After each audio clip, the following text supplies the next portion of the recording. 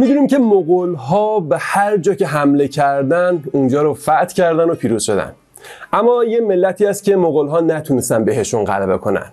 مغول‌ها تو جنگ‌هایی که با ژاپنیا داشتن شکستای سختی خوردن و تلفات زیادی رو تحمل کردن. ما درباره مغول‌ها و فتوحاتشون زیاد گفتیم. درباره فتح ایران و روسیه و چین صحبت کردیم. ولی وقتی صحبت درباره مغول و ژاپن میشه داستان فرق میکنه.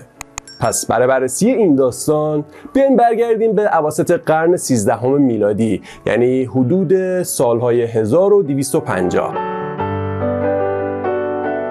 تو اون سالها، یا اگه بخوایم دقیق تر بگیم تو سال 1254 میلادی، مغول‌ها به رهبری هولاکو خان برای سومین بار به سرزمین‌های ایران امروزی حمله میکنن و سلسله ایلخانیان رو توی ایران تأسیس میکنن. اون طرف هم یعنی توی شرق آسیا همزمان قوبلای خان برادر هولاکو به چین حمله میکنه تا پیروزی‌های مغول بر چین رو تکمیل ترش کنه. توی حملات قبلی مغول‌ها اونا تونسته بودن شمال چین رو بگیرن و قوبلای خان هم سالها بعد سرزمین‌های جنوبی رو هم تصرف میکنه و سلسله یوان چین رو هم پایه‌ریزی میکنه. مغول‌ها حدود سالهای 1230 میلادی به شمال چین مسلط شده بودن و قوبلای خان هم توی سالهای 1264 پکن رو پایتخت خودش انتخاب کرده بود.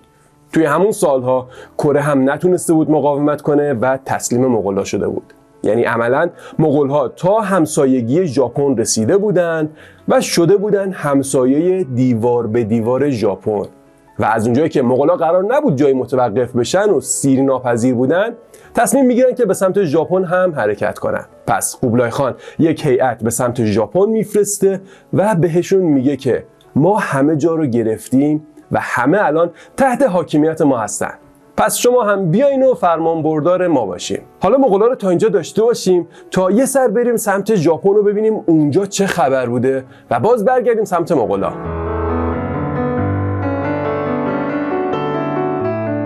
تاریخ ژاپن خیلی جذابه. اینکه چه اتفاقاتی افتاده تا ژاپن تبدیل به ژاپن امروزی شده و چه چیزهایی توی فرهنگ این مردم نقش داشته و موثر بوده خیلی برای ما جذابه. ما کم کم میخوایم درباره این مسائل مربوط به ژاپن ویدیوهایی رو بسازیم و برای شروع کار اومدیم و یک دفعه‌ای وارد دوره میانی تاریخ ژاپن شدیم. دوره‌ای که به نام شوگانیت یا دوره شوگان سالاری یا شوگان سالاری هم میگن و این دوره، البته من بگم که توی کتاب تاریخ و فرهنگ ژاپن که ترجمه مسعود رجب‌نیا هم هست، این کلمه شوگان سالاری به شوگان سپاهی ترجمه شده که فکر میکنم شوگان سالاری کلمه مناسبتر و قابل فهمتری باشه و ما از این بعد توی گفته هامون از کلمه شوگان سالاری استفاده میکنیم. خود کلمه شوگان به معنی سردار یا سپهسالار نظامی، یعنی همون ژنرال یا فرمانده کل قواست. این لقب رو امپراتور ژاپن به سردارای خودش میداد. یعنی توی اون دوران اول امپراتور در رأس هرم قدرت بود و بعد شوگان ها بودن. اما کم کم شوگان ها اونقدر قدرت میگیرن که دیگه عملا قدرت در دست اونا بوده و یه جورایی از امپراتور فقط اسمش مونده بود. در طول تاریخ ژاپن هم بارها قدرت بین خاندان‌ها یا قبیله‌های مختلف دست به دست می‌شد. یعنی قدرت واقعی ژاپن میفته دست شوگان‌هایی که از قبیله‌های مختلفی بودند. گاهی خانواده‌های شوگان ضعیف می‌شدند و یه رهبر یه شورشی رو درست می‌کرد و قدرت رو از این خانواده‌ها می‌گرفت و بعد از اون همون رهبر شورشی میشد رهبر شوگان‌ها و حاکمیت جدید رو تشکیل میداد. به خاطر همین دوران شوگانیت رو توی ژاپن به 3 تا دوره کوچکتر تقسیم میکنن. دوره کاماکورا، دوره آشیکاگا و دوره تکوگاوا. در مجموع این دوره ها حدود 700 سال طول کشید. یعنی از اواخر قرن 12 میلادی تا قرن 19 که دوباره قدرت به دست امپراتور برمیگرده و دوره میجی شروع میشه. در طول تمام این سالهای دوره شوگان‌ها ژاپن یک کشور عقب مونده‌ای محسوب میشد و درگیر نظام‌های فئودالی خودش بود و اصلا کشور پیشرفته‌ای به حساب نمی اومد. اما این سیستم شوگانیت یک ساختار اجتماعی رو توی ژاپن پدید آورده بود. در رأس این طبقات اجتماعی امپراتور قرار داشت که گفتیم قدرت واقعی دست اون نبوده و عملا شوگان‌ها قدرتمندتر بودن، چون ارتش و نیروهای نظامی دست این طبقه بود. بعد از امپراتور هم که گفتیم شوگان بود و بعد میشد طبقه دایمیو که میشن همون زمیندارهای فئودال که جنگجوی خصوصی یا همون سامورایی ها هم برای اونا کار میکردن و در استخدام اونا بودن. طبقه بعدی میشدن سامورایی ها یا همون جنگجوها که احتمالاً توی فیلم ها و سریال ها خیلی دربارشون دیدیم و شنیدیم. و بعدش هم میشن دهقان ها و صنعتگران و تاجرین. خود ژاپنی ها به شوگونیت میگن باکوفو که گفتیم به معنی همون رهبری نظامی میشه.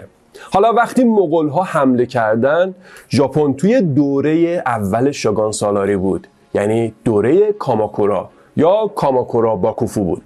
توی این دوره مرکز سیاسی این حکومت شهر کاماکورا بود و اصلا اسم این دوره هم از روی همین شهر انتخاب شده. البته این نکته هم باید بگم که پایتخت امپراتوری ژاپن این شهر کاماکورا نبود و امپراتور اون موقع توی شهر هیانکیو یا شهر کیوتوی امروزی ساکن بود. ولی شوگان اون موقع یعنی میناموتو نو یوریتومو دار و دسته خودش رو برمی‌داره و هم میرن به سمت شهر کاماکورا و اونجا قدرت خودشون رو پایه‌ریزی میکنن. بین پرانتز یک نکته جالب رو درباره اسامی ژاپنی بگم. ژاپنی ها اول نام فامیل و نام خاندان رو میگن و بعد نام خود شخص رو. یعنی این آقای میناموتو نو یوریتومویی که اسمش رو گفتیم یوریتوموست که از خاندان میناموتو نوست. گفتم شاید این نکته هم واسهتون جالب باشه. پس اینجا حالا پرانتز رو میبندم و حالا که شرایط ژاپن رو توی اون دوره تا حدودی شناختیم، برگردیم به داستان خودمون یعنی مغول‌ها و حمله اونها به ژاپن.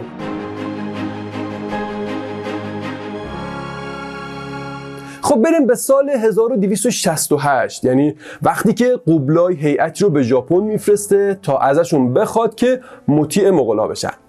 امپراتور و دربار شاید سازش میکردن، ولی هوجو توکیمونو فرماندار نظامی ژاپن و شورای حکومتی اون تصمیم به مقاومت میگیرن و هیئت مغول رو بدون پاسخ پس میفرستن و اونا خودشون رو بعد از این قضایا آماده مبارزه میکنن. مغول‌ها چند بار دیگه هم نماینده هایی رو میفرستن، اما ژاپنی‌ها پاسخ درست حسابی به اونا نمیدن و یا عملاً باج نمیدن بهشون. شاید به خاطر این بوده که اونا نمیدونستن مغول‌ها با دنیا چیکار کرده بودن. آخه گفتیم که ژاپن یه جزیره بود و ارتباط زیادی هم با دنیای بیرون نداشت. به خاطر همین برتری مغول‌ها یا همون سلسله یوان چین رو قبول نمیکنن و آماده جنگ میشن. بالاخره حوصله مغول‌ها هم سر میره و تو سال 1274 با 25,000 سرباز مغول و کره‌ای به سمت ژاپن حمله میکنن. این نکته رو هم میدونیم که مغول‌ها هر جایی رو که میگرفتن برای جنگ‌های بعدی از سربازای همون منطقه استفاده میکردن و اینجوری میشه که همیشه ارتششون رو تقویت میکردن. پس وقتی پادشاهی گوریو یا همون کره رو شکست میدن، برای جنگ با ژاپن از سربازای کره‌ای هم استفاده میکنن. خلاصه اینکه بالاخره این جنگ در شمال کیوشوی ژاپن رخ میده. مغول‌ها خودشون رو با کشتی‌ها به ژاپن میرسونن. ارتشی قوی و منظم که تجربه چندین جنگ رو توی سالهای اخیر داشتن. در مقابل ژاپنی‌هایی که سالها بود هیچ دشمن خارجی نداشتن تا به ژاپن حمله کنه و اونا رو تهدید کنه. کره که اونقدر توان نداشت به ژاپن حمله کنه و امپراتوری چین هم اونقدر جاه طلب نبود تا به ژاپن حمله کنه. پس ژاپن پس از سالها و قرنها مورد تهاجم بیگانه‌ها قرار میگیره. توی این جنگ مغول‌ها از باروت و منجنیق برای پرتاب مواد منفجره هم استفاده میکنن. موادی که ژاپنی‌ها تا به حال ندیده بودن و باهاش آشناییتی نداشتن. با داشتن سوارها و قلعه کوب‌ها و منجنیق‌ها، تنها مشکلی که مغول‌ها داشتن این بود که فضای کافی برای تحرک نداشتن و ژاپنی‌ها هم برای دفاع از وطنشون داشتن جانفشانی می‌کردن و طوری از کمان و شمشیر استفاده می‌کردن که تونستن روز اول رو تا اندازه مقاومت کنن. وقتی شب میشه ژاپنی‌ها چند کیلومتر عقب نشینی میکنن و پشت سدها و دیوارهای دفاعی که خودشون ساخته بودن پناه میگیرن. طوفانی در حال شکل گیری بود و ناخداهای کره‌ای به مغول‌ها میگن که اگه طوفان بدتر بشه کشتی‌ها دیگه نمیتونن توی ساحل پهلو بگیرن. فرمانده‌های مغول‌ها هم که از شبیخون ژاپنی‌ها توی باد و بوران میترسیدن، دستور میدن تا همه سربازا وارد کشتی‌ها بشن. برگشتن به کشتی‌ها همان و در هم شکسته شدن کشتی‌ها در طوفان همان.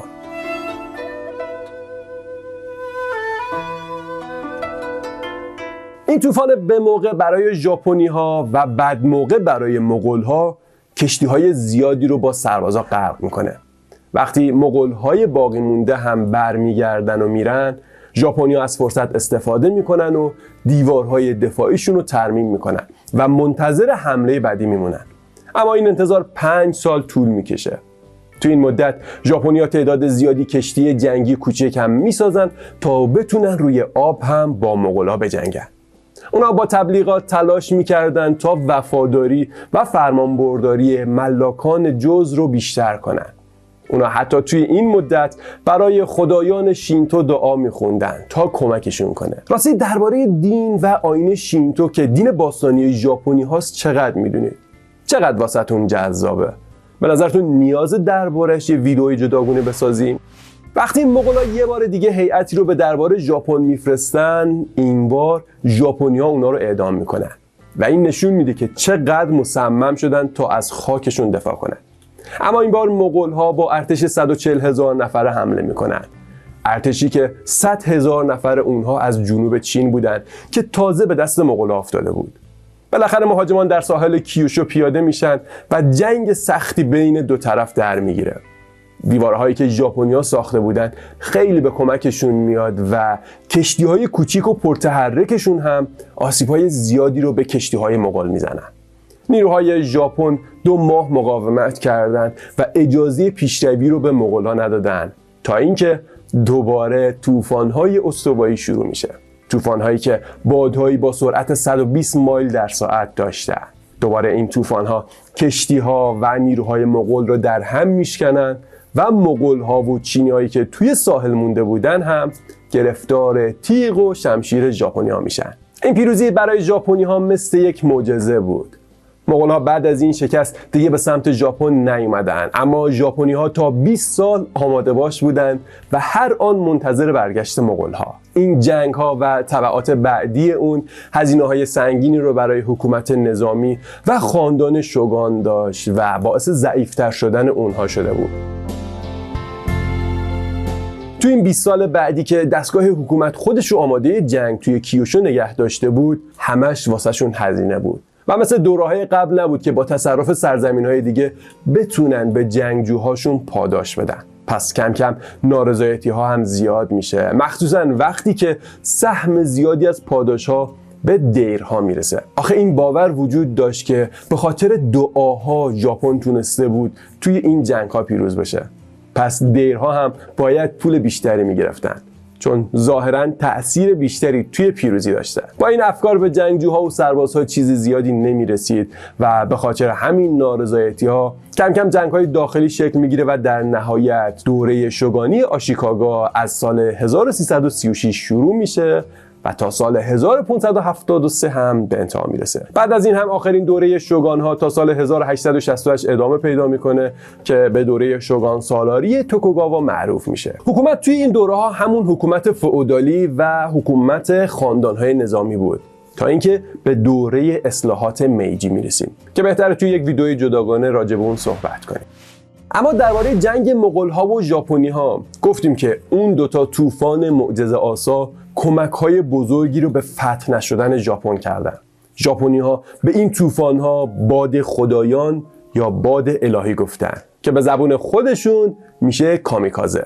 این پیروزی‌ها اونقدر روی مردم تأثیر داشت که این سرزمین مقدس رو غیر قابل تصرف میدونستن، تا اینکه دیدیم توی جنگ جهانی دوم چه بلایی سر ژاپن اومد. درباره این لفظ کامیکازه این نکته رو هم بگم که توی جنگ جهانی دوم یک بار دیگه این لفظ کامیکازه بر سر زبون‌ها میفته. توی اون زمان، یعنی منظورم همین جنگ جهانی دومه، وقتی دیگه نیروی دریایی ژاپن نمیتونست در برابر نیروی دریایی آمریکا کاری بکنه و هواپیماهای ژاپنی هم در مقابل هواپیماهای آمریکایی حرفی برای گفتن نداشتن، خلبان‌ها هواپیماها رو با کلی مواد منفجره و سوخت به کشتی‌های آمریکایی می‌کوبیدن و حملات انتحاری رو انجام میدادن که به این حملات انتحاری کامیکازه میگفتن. این اولین ویدیو درباره ژاپن بود.